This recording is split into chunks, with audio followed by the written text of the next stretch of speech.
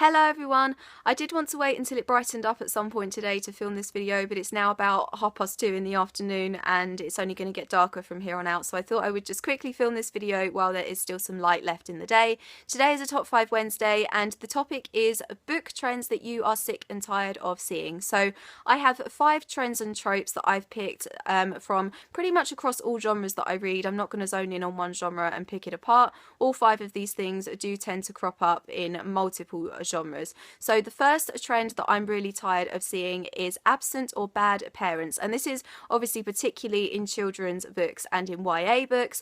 A lot of you guys will come from single parent families or families where your parents weren't always good to you, and it's great that you're represented in that, but I just kind of feel like that sort of thing has been done to death, particularly in YA fiction. I know why authors do it. They do it as a kind of character building thing for their protagonist, but I don't think it really needs to be done, and I would really love to see some great YA characters whose parents are still happily together and who have loved them and parented them really well. I mean, look at the Weasleys, for example, in Harry Potter.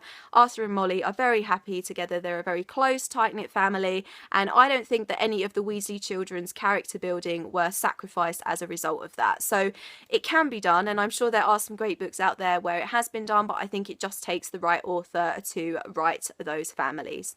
Another trend that I'm really tired of seeing, and thankfully this is starting to die out a little bit now, is insta-love. And again, this happens quite a lot in YA contemporaries. It does also happen sometimes in adult romances as well. This whole bizarre notion of two people falling instantly, madly in love with each other the first time they meet. As soon as that happens in a book, I can't invest in that romance or in that relationship because it's not real. I don't recognise it from my life. Nobody recognises it from their real life because that really never ever happens in real life. And I don't understand why writers do it. You would think that they would only really do it by accident, but then surely with all the editing process that goes on after you've written the book, why would you not realise that that's not a good thing to do? Why would you realise that that's not really realistic at all? So yeah, definitely insta-love. Another trend that I'm really tired of seeing, and this came about from the whole YA dystopian phenomenon that happened a few years ago, is the whole notion and the whole trope of corrupt governments and kids on the run from them or kids trying to overthrow them, and that whole style of dystopian has just gone completely crazy, and there are so many YA dystopian series out there that are so similar that it's actually ruined the whole dystopian genre for me. Pretty much since I think Suzanne Collins was the first person to do it with the Hunger Games, so many Hunger Games style dystopian series are out there, and it's just really oversaturated genre. So that's certainly another trend that I'm really tired of.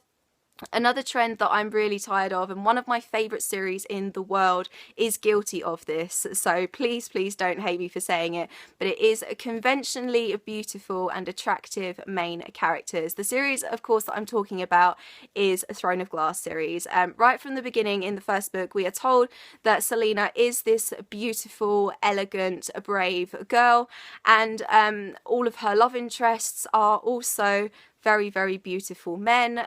Sarah J Maas is actually guilty of this a lot, but I'm addicted to her books. I absolutely love her. She's an amazing writer, but I always prefer characters who are just normal, who I see myself in, who aren't insanely attractive, who are able to kind of pick out their flaws, self-aware characters. They are always my favourite, more well-rounded, more believable characters. And the last trend that I'm really tired of is love triangles, and I think I've said before that love triangles do tend to be pretty hit and miss for me. Like, sometimes I am really into them and sometimes I just find them really annoying, but I think lately I have found them more annoying than really interesting and entertaining. So that's certainly something that I would love to see less of. And that is it for this week's Top 5 Wednesday. What are some book trends that you're really tired of seeing? Let me know in the comments down below. I hope you're having an awesome day. I will leave all of my social media in the description down below, and I will see you very soon for another video. Bye bye.